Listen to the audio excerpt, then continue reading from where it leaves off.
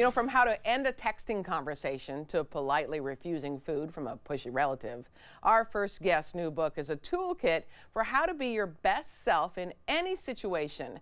We welcome back Netflix star, Drew Barrymore Show regular, and the author of Mind Your Manners, Sara Jane Ho. Sara Jane, great to see you. Thanks for coming to the studio. Thank you for having me, Helen. You bet, you bet. Now tell me about your life, because you kind of live in two very different places. You live in China and the U.S.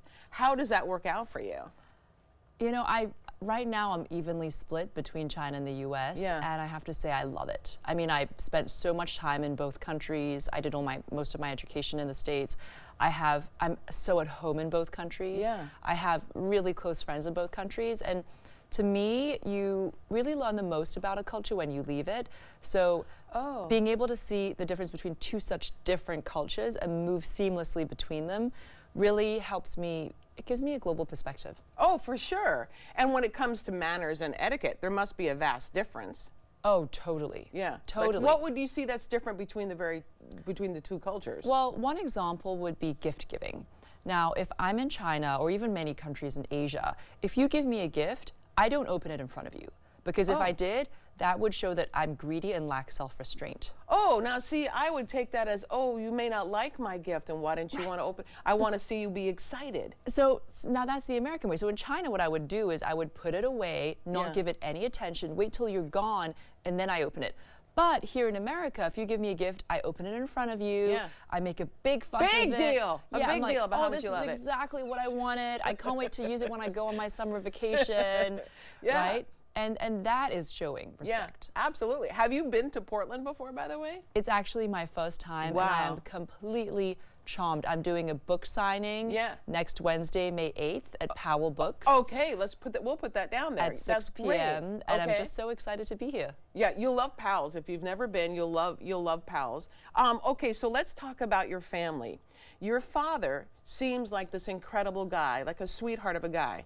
He's very active, and he clearly adores you. You dedicate the book to him as well, right? Tell me a little bit about your dad and how much he loves horses, by the way. Oh, gosh, we are one big animal-loving family. Ever since I was a little girl, the father-daughter activity we would do was horse riding. Oh, really? And we would actually compete together, so show jumping, dressage. My dad is 74 years old today. He rides every week, cantering, everything. And that's kind of when you've talked about horseback riding in your book as a way to kind of gain poise. Yes, right? and you know, horsemanship, there's something about horsemanship, and when you're on an 1,100-pound animal, that's a wild animal, there's something about it, like your energy, your spirit, and also the courage that it trains you, the sort of being quick to reaction, judgment, having this animal's trust in you and your trust in him is a beautiful thing. So I think that, you know, my dad really taught me a love of the outdoors, of nature, of animals, but also, and I have a couple anecdotes, sort of etiquette things that he taught me too. My dad he treats everybody the same. It could be the cleaning lady at his office or Margaret Thatcher, who he's met before. He treats everybody with the utmost respect, kindness, and calmness. And he's always instilled that in me, that you should speak to everybody and anybody, because there's something that you can learn from all of them. Oh, absolutely. And I remember when I was younger, maybe in my 20s, and I'm an only child, but I have a cousin who, Jaron, and we love each other like siblings and we fight like siblings. And Vogue Magazine UK reached out to me because they wanted to do a shoot of me and my grandmother. And they had these pairs of granddaughters and grandmothers, one from the UK, one from the US. They wanted one from China. I was so excited, so was my grandma. There's your grandma. Yes, my grandma. With your cat. With a cat that we adopted. That's Whiskey right there. And my cousin, he said, he put a note to it. He was like, no, we're a low-profile family. I'm not gonna let you use grandma like a show pony. And he sent this family email out. I was furious. Wow. I mean, I wanted to write back and just yell at him, like, and CC everybody. Yeah. And my dad said, why would you do that? By writing back an angry email, you're just showing that he has power over you and that he's succeeded in upsetting you. Right. And I was like, well, what would you do, Dad? And my dad, who studied in the UK, he kind of has that English reserve. He said, well, I would wait a couple days And then I would reply and say, oh, you know, I meant to reply earlier, but I was busy with work. Too busy to reply to your nasty email. Okay. And then he said, and then I say something like, well, I'm very confused because Grandma was the one who wanted to do it. Oh. But you know, I have so many magazine shoots. It really, one less, one more, doesn't make a difference to me. Yeah. You know, I hope everybody has a good weekend. Yeah. And that is exactly what I did. And you know what?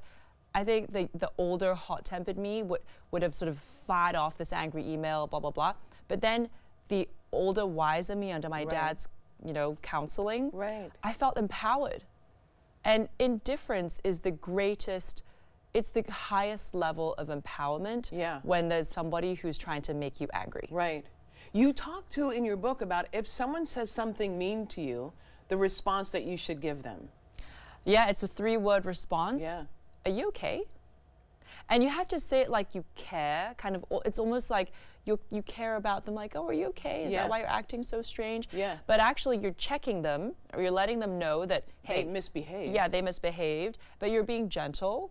And usually it's enough where they'll either apologize or they'll just kind of be like stunned that you check them. I love that response. You mentioned email and not responding to an angry email that your dad taught you. You have a number of ideas about how to handle emails and texting and all of that. So talk to me about, when it comes to manners, how to handle certain emails and texts. One that I really like is how long someone's text is, for instance, respond in that way. Yes, well, you know, a lot of it is about matching energy and reciprocity. Right. So whether it's in person, like for example, if you're leaning forwards, I'll lean forwards, right? Well, I'll match your tone, your energy, your volume of your voice. And even the same thing in text and email. So if somebody's sending over, you know, a lot of emojis, then I'll also make sure I include an emoji back, right? So I'm giving what I'm getting as well. Right. But if someone sends you a long text, which, by the way, they drive me crazy. Crazy. Wow. So am I expected to send a long text back? No, but I wouldn't send back a 1-word answer. Okay. So something that maybe like one or two sentences. Nothing too short, because anything too short just seems extra short in light of their long. Right. And you mentioned, so we talked about the story of not texting when you're angry, because people also can't read the tone of your text or your email. Well, also, you know, anytime we're angry, we often will say things that we regret. Yeah, absolutely. And when it's written down, isn't it worse? Yeah, because it's black and white, it can be screenshotted. I remember when my first job out of college, I graduated from Georgetown. I went to New York City and did banking, and our bosses always said, never write in an email what you wouldn't want to see front page of the New York Times. Right. Oh, wow. Oh, by the way, speaking of which, I don't know if you saw the Barbra Streisand post to Melissa McCarthy. So Melissa McCarthy had posted this great picture of her, and she looked fabulous. And then Barbra Streisand commented and said, "Oh, you look great. Are you on Ozempic?" And then everyone went wild, right? Like everyone in the media went wild, like, "Oh, that's terrible, terrible thing." Barbara then made this full apology, which was just kind of crazy. I meant her. And Melissa responded in the best way possible. She said, "Barbra Streisand told me I looked great. What else is there?" Wow. Right? So isn't that like the height of being polite and caring? And wow. What a sweet response. And I think for Melissa, she was showing that she was rising above it all. Right. And gracious. And gracious, absolutely, absolutely. Okay, talk to me about, you're married 2 years now. Yes. Talk to me about dating, because you touch on, for instance, dating, like saying no is probably a good thing to do when you're starting to date someone. Why is that important? I say that in my book, and in fact, I learned it from one of my students on my Netflix show, Mind Your Manners. And one of my students said that she was really raised by her aunties, her mother's sisters, and her aunties told her, early on when you date somebody, say no to something. Break a date or just disagree with something and see how that person responds. Because if they can't take no for an answer, if they can't deal with a change in plan, that is one big red flag of maybe even controlling and abusive behavior later on. Yeah, absolutely. How was it to meet the mother-in-law for the first time?